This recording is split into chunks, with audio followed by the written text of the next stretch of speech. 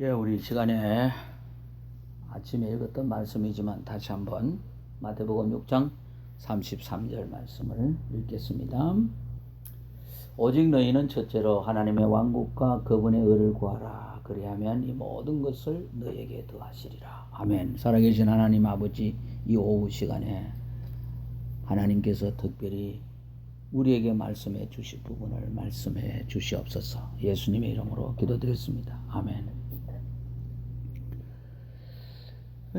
제가 어느 책을 보니까 이 네 가지 종류에 대해서 네 가지 사람의 그 분류를 네 종류를 했어요. 뭐 다 동의하는 것은 아니지만은 그러나 대체적으로 제가 그럴 수 있겠다 이렇게 생각돼서 잠시 좀 소개를 하고 말씀을 나눠볼까 합니다. 첫째에 분류된 사람은 어떤 사람인가 하면은 자신의 잘못 때문에 지도자 위치에서 일찍 축출된 사람들입니다. 자신의 잘못 때문에 지도자 위치뿐만 아니라 자신의 잘못 때문에 일찍 인생을 끝난 사람들이 성경 속에서도 있고 역사 속에서도 있고 오늘날 현실 속에도 있지 않습니까? 기드온의 아들 이 아비멜렉 같은 사람, 그리고 우리가 아는 대로 삼손, 그리고 이 압살롬 같은 사람이 이런 분류에 속하지요. 하나님으로부터 능력을 받았는데 얼마든지 참 하나님 일을 많이 잘할 수 있는데 자신의 잘못 때문에, 범죄 때문에 일찍 끝난 사람들입니다. 참 안타깝죠. 하나님께서 주신 힘을 하나님을 위해서 써야 되는데, 그러니까 하나님께서 주신 것을 하나님의 왕국과 하나님의 의를 위하여서 먼저 쓸 수 있어야 되는데 자신의 방법대로 살아가다 보니까 이렇게 축출되고 말았습니다. 그 다음에 이제 두 번째 분류된 사람은 인생의 말미에 타락해서 비참하게 삶을 끝낸 사람입니다. 엘리 제사장 같은 사람을 들 수 있고요. 사울 왕, 솔로몬 왕을 들 수 있죠. 사실 솔로몬 왕 같은 사람은 진짜 구원받았나 의심할 정도로. 근데 전도서 마지막 구절에 있는 말씀을 보게 되면은 그래도 솔로몬이 구원받은 사람이구나 하는 것을 또 알 수가 있습니다. 사랑하시는 여러분, 우리가 끝까지 예수 그리스도 안에서 승리해야 되지 않겠습니까? 인생의 말미에 헷가닥 해가지고 비참하게 삶을 끝내는 사람이 되어서는 안 되겠습니다. 그 다음 세 번째, 죄 때문에 하나님이 맡겨주신 사명을 완수하지 못한 사람이죠. 아마 첫 번째로 분류된 자신의 잘못 때문에 지도자 위치에서 일찍 축출된 사람이나 그 다음에 죄 때문에 하나님이 맡겨주신 사명을 완수하지 못한 사람이나 뭐 비슷한 내용이라고 할 수 있겠죠. 데마 같은 사람, 그 다음에 가룟 유다 같은 사람. 우리가 가룟 유다를 생각해 볼 때에 사실 가룟 유다는 예수님의 12제자의 12제자 가운데 한 사람이었습니다. 너무나 예수님을 가까이 모실 수 있고 특권 아닙니까? 이 특권을 돈의 눈이 어두워서 그러니까 세상적인 것에 너무 밝아버리니까 그런 거예요. 가룟 유다가 예수님을 참 그럴 수 없는데 30에 팔아버렸습니다. 예수님은 가룟 유다를 마귀라 했습니다. 요한복음 6장에 보면 그렇게 나옵니다. 그리고 마귀인데 그 하나가 나를 배반할 것이다 그랬습니다. 제가 청년들한테 그런 이야기를 했어요. 비추레 하지 마라. 제일 하나님이 싫어하는 것. 사실 이스라엘 백성들이 우상을 섬기고 그리고 하나님으로부터 징계를 받고 그 모진 값을 지불했던 이유는 무엇입니까? 하나님에 대한 배반이잖아요. 하나님에 대한 배반이지 않습니까? 우리가 믿음의 생활에서도 비추레 하면 안 된다. 이 땅에 많은 교회가 있고 많은 사람들이 있지만 우리에게 한마음 침례교회라는 섬길 수 있는 교회를 주셨습니다. 이 교회가 정말 하나님의 말씀에서 어긋나서 있다면 가차없이 떠나야 되겠죠. 그러나 그렇지 않는데 자기 마음에 조금 안 든다고 해서, 그리고 자기가 정확하게 아는 것도 아닌데 어디에서 듣고, 그리고 자기 중심적으로 생각한 것을 성경 말씀과 비교해 보지도 않고 자기 마음대로 생각해서 판단하고 결론 내려서 한순간에 마음을 바꿔버리고 발걸음을 다른 곳으로 돌려버리는 것. 이건 정말 하나님이 원하시는 것이 아니다. 주님도 사실 마귀를 다리고 교회를 하셨지 않습니까? 그러면서 이제 배반할 자라고 그렇게 말씀했습니다. 참 주님이 마귀를 다리고 교회를 시작했고 교회를 세워 나갔으니까 참 저도 이런 걸 생각해 보면서 참 아이러니컬하다라고 생각하지만은, 글쎄 저는 예수님이 아니니까 우리 성도님들이 주님을 배반해서는 안 되고, 그리고 주님의 교회를 배반하지 말라. 너희 지계석을 함부로 옮기지 말라 그랬잖아요. 주님을 한번 배반한 사람은 교회도 또 쉽게 배반합니다. 그렇게 배반한 사람은 계속해서 배반합니다. 그렇기 때문에 하나님이 싫어하고 예수님도 싫어하는 것이 무엇이냐? 배반이다. 근데 이제 우리가 보통 이렇게 생각합니다. 가룟 유다 같은 사람은 오히려 예수님을 십자가에 못 박게 하시는데, 십자가에 못 박게 돌아가시게 하시는데 공로를 세운 사람이 아닌가, 이렇게 이야기를 어처구니 없이 하는 사람들도 있는데요. 전혀 그렇지 않습니다. 가룟 유다가 어쨌든 간에 예수님은 십자가의 길을 가게 되어 있습니다. 그게 아버지의 뜻이었습니다. 근데 그 일에 가룟 유다와 같이 악역을 맡아야 할 필요가 전혀 없습니다. 우리가 어리석은 삶을 살 필요가 없습니다. 가룟 유다 같이 이런 악역을 우리가 삶 속에서, 대인관계 속에서, 또 교회에서 어떤 행편이든지 이런 악역을 내가 맡아야 할 필요가 없다는 사실을 명심하시기 바랍니다. 그 다음에 이제 삶의 마지막까지 쓰임 받으면서 승리한 사람이죠. 스데반 같은 사람, 아브라함 같은 사람, 욥과 같은 사람, 요셉과 같은 사람, 엘리야, 다니엘, 요한, 바울, 베드로 같은 사람. 물론 여기 보면은 사실 스데반 같은 사람도 흠이 없어요. 기록된 것이. 아브라함은 뭐 많죠.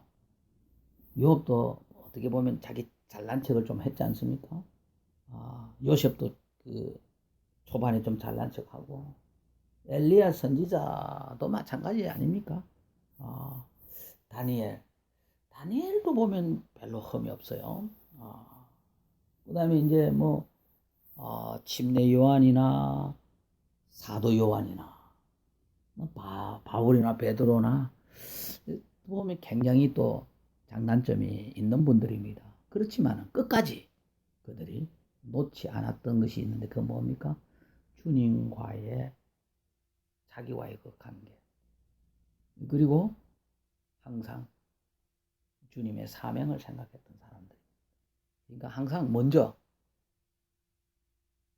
마태복음 6장 33절 말씀대로 하나님의 왕국과 하나님의 그러니까 항상 이분들은 뭐냐? 넘어질 때도 넘어졌지만은 그러나 다시 하나님의 방법으로 일어섰던 사람들이죠. 그러니까 하나님의 왕국과 하나님의 의를 우선적으로 구해야 되는 것은 뭔가 하면은, 우리가 예수님의 제자라고 한다면은, 우리가 주님을 따르는 사람이라고 한다면은 하나님의 방법대로 살아야 된다는 것이죠. 여기 삶의 평가가 달라지는 이유는 무엇입니까? 닥쳐오는 사탄의 유혹에 대처했던 방법이 저마다 달랐기 때문이지 않습니까? 그 사탄의 유혹에 손길에 우리가 이길 수 있는 방법은 뭡니까? 하나님의 방법이에요. 하나님의 방법이 무엇입니까? 기록된 하나님의 말씀이지 않습니까? 그 하나님의 말씀이 오늘 오후 시간에도 우선 첫째로 너희는 하나님의 왕국과 그 그분의 의를 구하라. 그리하면 모든 것을 너에게 주시리라고 말씀하고 있습니다. 자, 아침에 노아의 생애를 통하여서 두 가지 것을 나눠봤는데요. 오늘 다시 이 오후 시간에 노아의 것을 통하여서 한번 살펴볼까요? 창세기 6장 14절에서 16절까지 있는 말씀을 보십시오. 6장 14절에서 16절까지.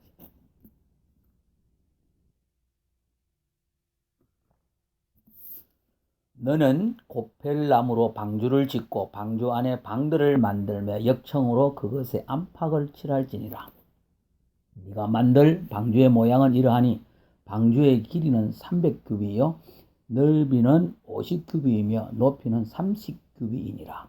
너는 방주의 창을 만들되 위로부터 1규비 안에 그것을 완성하고 방주의 문은 방주 옆으로 내며 그것을 아래층, 둘째층, 셋째층으로 만들지니라. 방주의 크기가 지금 기록되어 있습니다.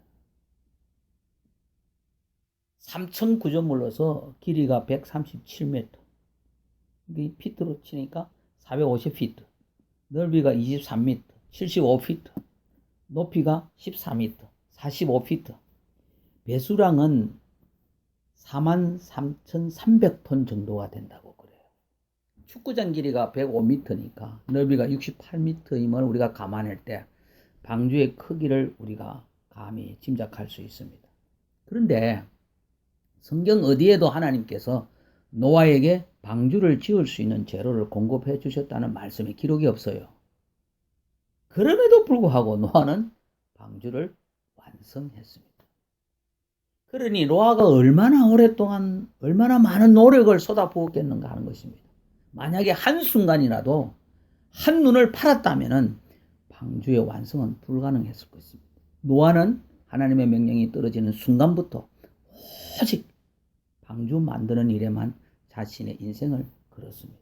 오직 하나님만 바라보았다는 것이죠. 히브리서 11장 7절은 이렇게 말씀합니다.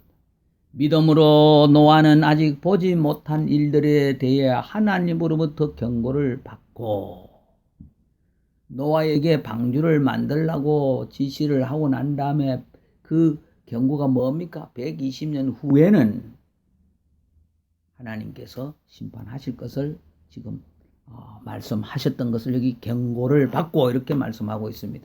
두려움으로 움직여, 여기 이 두려움이라는 것은 하나님을 경외함으로 하는 것이 더 나을 것입니다. 하나님을 경외함으로 움직여, 그러니까 말씀에 순종해서 움직여 방주를 예비함으로 자기 집을 구원하였으니 그것으로 말미암아 그는 세상을 정죄하고 믿음으로 말미암은 의의 상속자가 되었느니라. 하나님과 바른 관계를 가지기 위해서 반드시 필요한 요소가 무엇이었나요? 아침에 피의 제사였습니다. 그 피의 제사에 의하여서 하나님과 바른 관계를 가지고 계속해서 우리가 오직 한 곳에 집중해야 될 것이 있다면 그것이 무엇이냐? 하나님의 말씀에 집중해야 된다고 믿습니다. 노아는 하나님께서 3층 구조물로서 방주를 만드는데 길이가 450피트나 되고 넓이가 75피트나 되고 그리고 높이가 45피트나 되는 그 방주를 만들으라고 하면서 하나님께서 어디에도 노아에게 방주를 지을 수 있는 재료를 공급해 주지 않았고 노아도 그 재료를 어디에서 구입했다는 기록은 없습니다. 그러나 노아가 그 방주를 만들기 위하여서 오직 그 방주 만드는 일에 집중했습니다. 우리 그리스도인들이 하나님의 왕국과 그분의 의를 구하기 위하여서 우리가 집중해야 하는 삶이 있다면 뭐냐? 하나님의 말씀에 집중해야 된다는 사실입니다. 하나님의 말씀을 따르지 않고 어떻게 최우선 순위를 하나님께 둘 수 있겠습니까? 결코 그렇게 되지 않습니다. 하나님이 주신 말씀에 집중하는 것이 바로 하나님께 집중하는 것입니다. 하나님과 바른 관계 속에 있게 되는 것입니다. 예수 그리스도의 보혈의 능력으로 말미암아 우리가 하나님의 관계가 죄로 말미암아 단절됐던 삶이 회복이 되었습니까? 회복이 되었다면 회복된 그 삶이 계속해서 회복되어져 갈 수 있는 길은 오직 살아계신 하나님의 말씀에 집중하면서 그 말씀에 따라 움직일 때에 우리가 하나님의 왕국과 그분의 하나님의 방법대로 살아갈 수 있게 되는 것입니다.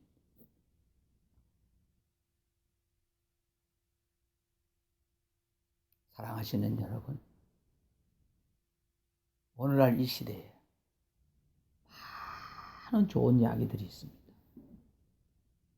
근데 그 좋은 이야기들은 나를 살리지 못합니다. 잠시 감동은 줄 수 있을란가 모르겠지만 진짜 나를 살리고 내 인생에서 중요하다라고 생각되는 거, 이거 하나님의 말씀을 붙잡고 하나님의 방법대로 살아가면 반드시 하나님께서 약속의 말씀대로 역사해 주실 줄 믿습니다.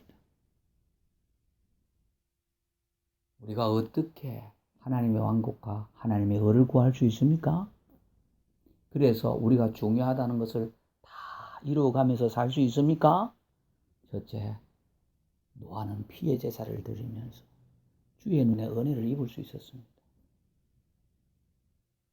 우리가 하나님의 은혜로 믿음으로 구원받는다 했습니다.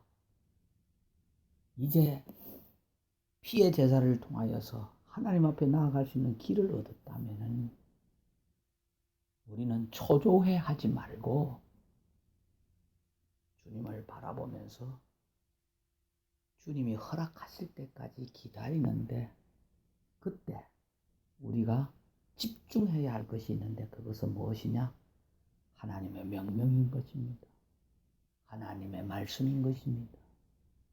이럴 때에 우리는 하나님의 왕국과 그분의 의를 통하여서 우리에게 필요한 것, 그 모든 것들을 이루어가는 우리의 삶을 살 수 있을 것입니다. 기도하겠습니다.